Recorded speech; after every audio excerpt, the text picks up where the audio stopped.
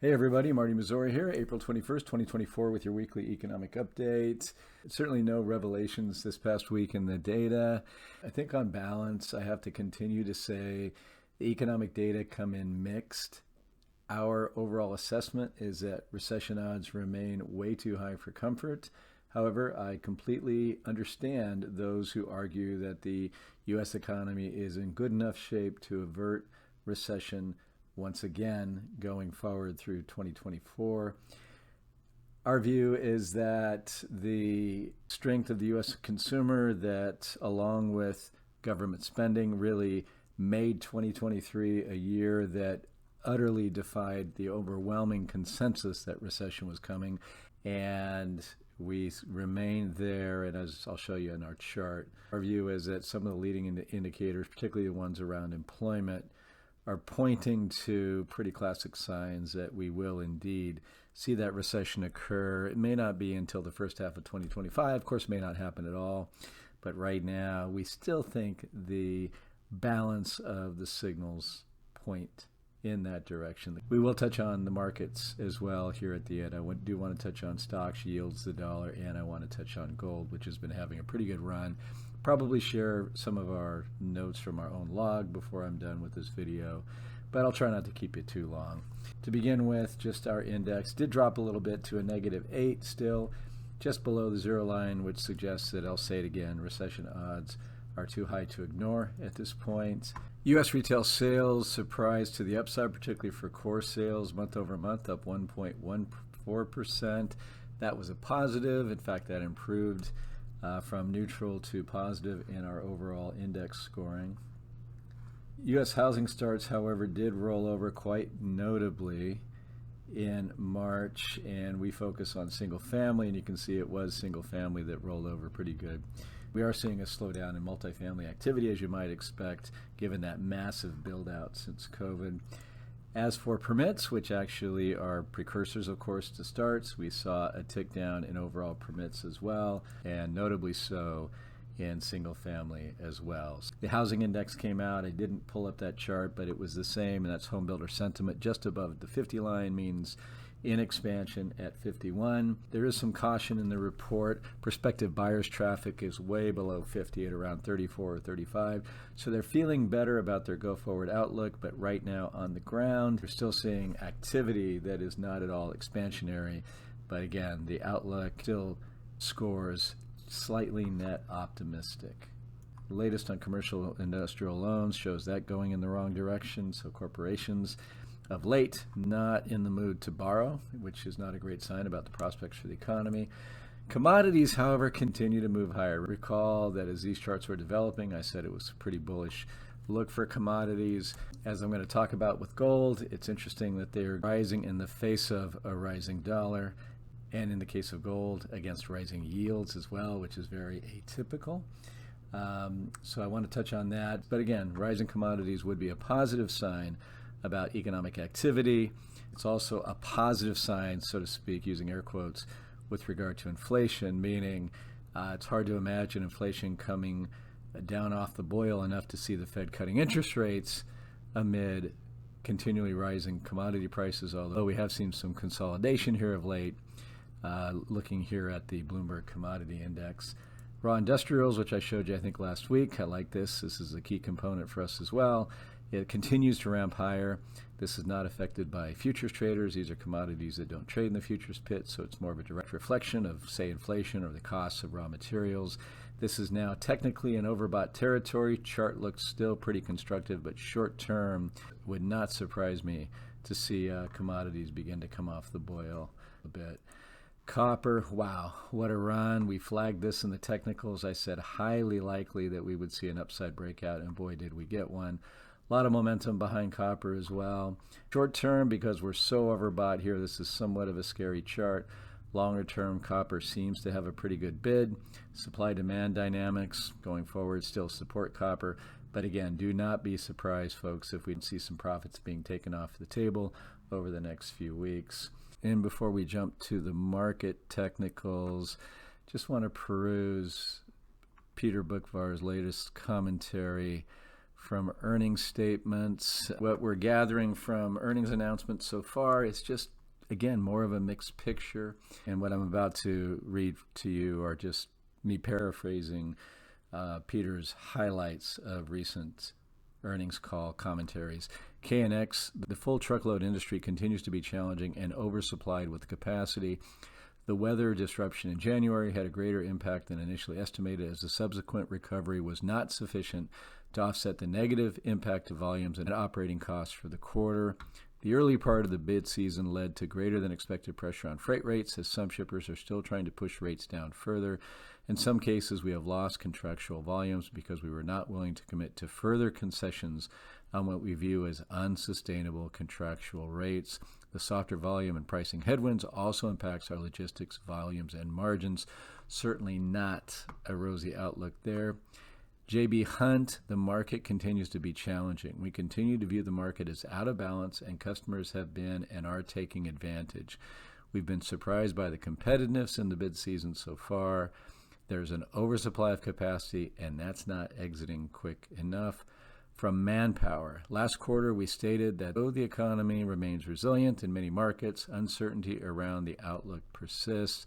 From Discover Financial, with respect to card sales, they fell 1% year over year. They slowed across categories, with the largest decline occurring in the everyday category, which includes supermarket, gas, and wholesale clubs.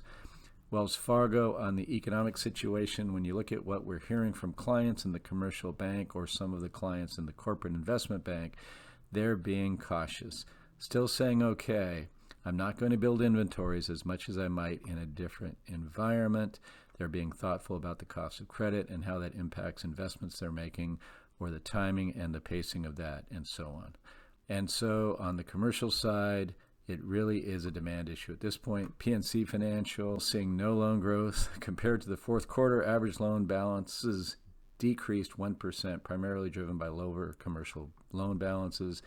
B of A, average loans in the first quarter were flat compared to the fourth quarter, and they improved 1% year over year, as solid credit card growth was partially offset by declines in securities-based lending. Commercial loans grew modestly.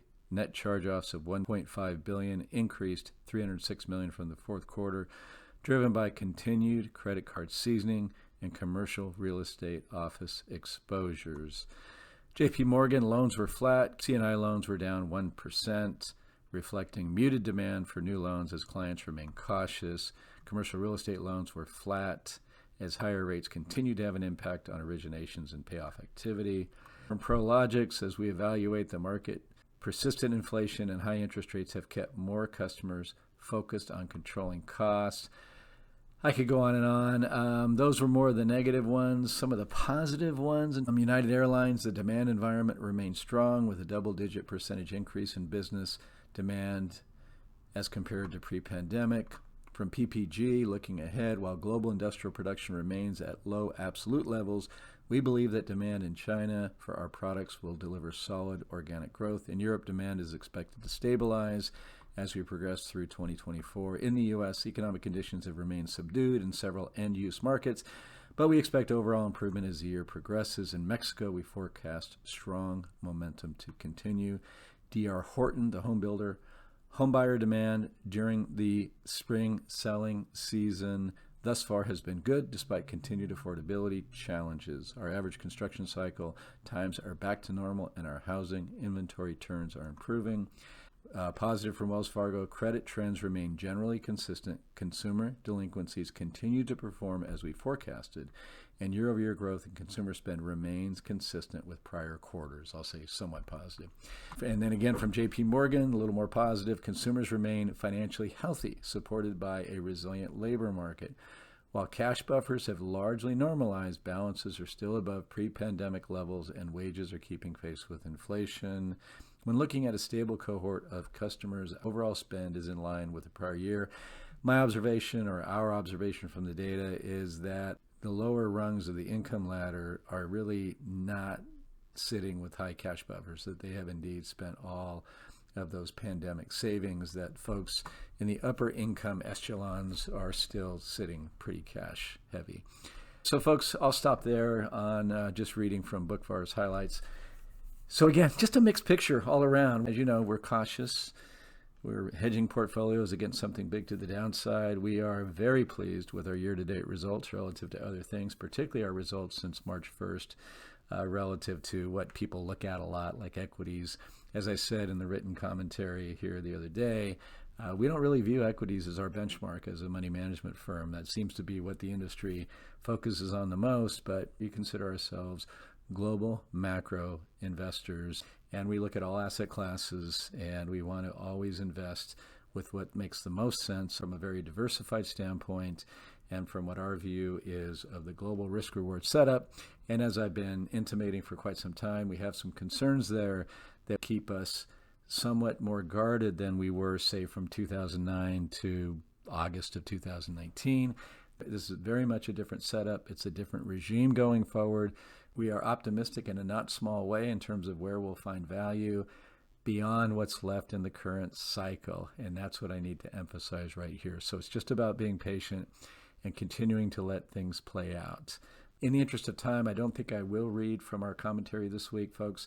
What I'm doing now is pretty much just sharing in a written post toward the end of the week a lot of the notes that we log internally several times a week. I think that rather than bombarding you with something daily, giving you an overall synopsis once a week, I'm hoping will be more valuable to regular readers, hopefully very accessible, and something that you can just sit and take in, covering a broad range of topics. So there's going to be a lot packed in there, but it shouldn't be a very long read for you because it's going to be mostly a summation.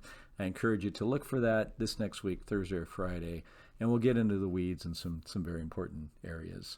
Okay, so with regard to the markets, I said, I don't know, 2, 3, 4 weeks ago that when we were up in here that the technicals were telling me that a 5 to 15% pullback was highly likely over the coming weeks. Well, we've got a little over 5 from the S&P 500. Once a week, I check on balance volume. I had this screen still up from yesterday. And what's interesting is I did see this beginning to roll over as the S&P was reaching new all-time highs. So on balance volume just basically captures the amount of volume in the direction of the index on a given day. So when the market is up, this line right here, for example, captures all the volume that day. So the theory is that the more volume that you have, the more passion you have in the direction of the move. So when it's up, more passion among buyers, and when it's down, very passionate sellers, so to speak. So you can see that the on-balance volume was beginning to roll over as the market was continuing to hit new all-time highs. So that's not one I show you that often. I don't think it's as important as other indicators that we look at, but it is just one that we look at. It was throwing up a red flag. This is what you're used to seeing from me, and this is the momentum as illustrated in the moving average convergence divergence and in the relative strength index. And as you can see, and as I was pointing out, these were very dangerous looking divergences in both. Here we broke down out of the wedge. That would be your sell signal for a short-term trader, particularly as we failed to retest right there. And then, battle just a little bit, just for a day with the 50-day moving average. And as I said, we break that. And it's a pretty good decline from here. Looks like right now we're getting a bid in the overnight futures market. But right now, I don't see a lot of real solid support. It certainly could show up in here. Oh, definitely could around 49.20. 48.20 looks like some pretty important support if we continue. As you can see, the 200-day moving average also falls right where we had some pretty good support back here in December of last year a couple times, and then very solid support that we bounced off of in January and haven't retested it. And I suspect that we could real easily. So that 200-day moving average is going to be key. Ultimately, I think conditions are such that certainly in a recession, I think we will see that 200-day moving average give way. But in the meantime, right now, the market is really suffering under the weight of stubborn inflation, higher interest rates, a Fed not sounding as accommodative as they've been sounding. As for the NASDAQ 100 or the ETF that tracks it, we've been flagging this 20-day moving average as key support, and it lost that. Remember, I told you it was bouncing between that. Lost the 50. I said that would be problematic, and indeed it has been. stopped right here at what is short-term resistance at 414 on QQQ. Next level, if you break through that over the next day or three, is going to be right here at that 200-day moving average, which also falls at what short-term looks like some potentially pretty solid support. So we'll see. We're now in earnings season. We've got PCE, personal consumption expenditure data, which includes supposedly the Fed's favored inflation indicator. That comes out next week. You've got first quarter GDP coming out as well next week. So make no mistake, folks, good news on the economy because of what it says about sticky inflation and a Fed that may have to stay higher for longer in terms of interest rates is not good news for the equity market. Make no bones about it. I told you that one of the more troubling charts here of late had been the weekly chart of the QQQ and the S&P for that matter. And because I showed you these sell signals coming off of kind of rare overbought territory on the weekly chart. And of course, you can see these are weekly candles, 1, 2, 3, and a big down week here this last week, breaking down below the 20-week moving average as well. Now, when we look on the very short-term charts, this is why I think we could see a bounce to start the week here, at least technically speaking. It has very precipitous sell-off here. And so on the hourly chart, very oversold in the RSI, and you do have just your albeit slight bullish divergence right there. Looks like a good area for a bounce to me, but nothing that I would get too excited about right here. I think the fundamentals are still very precarious for equities. So yields, here's the 10-year Treasury yield. You can see it just continued to climb higher and higher on, again, good economic news, stubborn inflation, Fed, not being as accommodative and so forth. Came right to 470, 4.7%, and then fell right off of that, right back to 4.5. So you've got this area of swing right in here. It's a little overbought in here and so forth.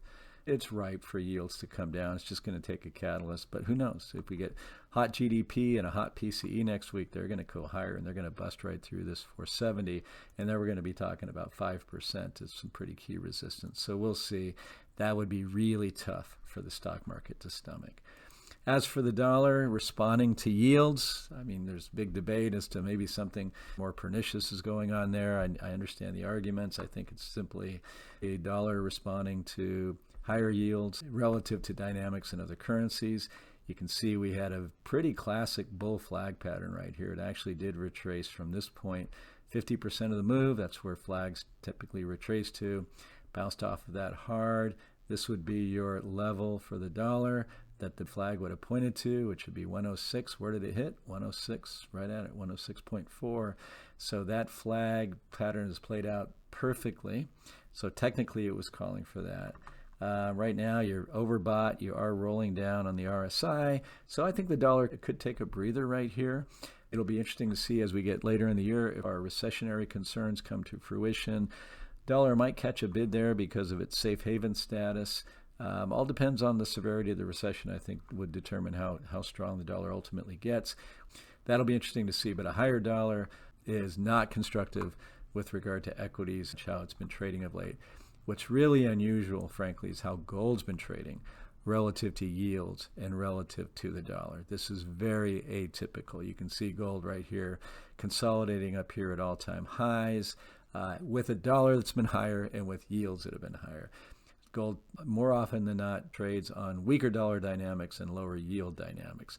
So what gives? Well, clearly central banks have been big buyers. I read today where in the Bank of India, I think in the first quarter, bought more gold than they did the entire year last year, and nothing seems to be abating. There's evidence that consumers in the East and Asia are big buyers of gold as well. I think it's more central banks than anything else. Ironically, and you'll read about this, I just wrote a few paragraphs today on this topic in our log, so you'll read about this at the end of the coming week. GLD, the gold ETF, which we use and most Americans use if they're not buyers of physical gold to get gold exposure, has actually seen significant net outflows this year. So while gold has been hitting all-time highs, folks have been selling out of GLD, which is up nicely into double-digit territory this year. So what gives? Well, I think what gives is the folks who buy GLD are still trading gold on those dynamics that are typical, which would be Dollar stronger, gold should be down. Yields higher, gold should be down, but it's not, right? So we've been looking very closely. We did rebalance recently back to our target. We were up above it because we'd done so well on it of late. Nick and I were discussing just this last week whether we might want to lower the target given these dynamics. And we opted for the moment to stay put. If indeed we see the dollar and yields give way, the folks who trade on those dynamics, who buy GLD, for example, could come really rushing back in. In fact, we could have what in essence looks like quite the short squeeze because, number one, the commodity is left without them. The trend is higher. And by the way, speaking of the trend following CTAs or commodity trading advisors, I would say probably, if not obviously, have something to do with this continued trend as well. So we have an uptrend. We have people who have been selling GLD, I think for lack of a better term, for traditional reasons, probably feeling a little FOMO right here. You see the dollar come off the boil, you see yields come down a little bit, and you may see those people come back big time. And that could support higher levels in gold. So the technicals have us concerned, but we are long-term bulls on gold for a variety of reasons that I've written about herein. And right now, while I do still think odds favor somewhat of a pullback, this is a long-term position for us, so we don't want to react to that right here. But if indeed the dynamics that have us concerned, if we think that that would result in something more than we'd like to stomach to the downside, then we may hedge it with some options or just cut the position back a little bit. But right now, as I sit here today, we're going to sit tight and watch it very closely. So folks, a lot more I could share, but that's more than enough, I think, for one session. I do appreciate all of you who stuck with me toward the end. And hope you have a great week this week. Look for our summary of the week's macro events and data Thursday or Friday. And then I'll do another economic update for you over the weekend. Talk to you soon. Bye-bye.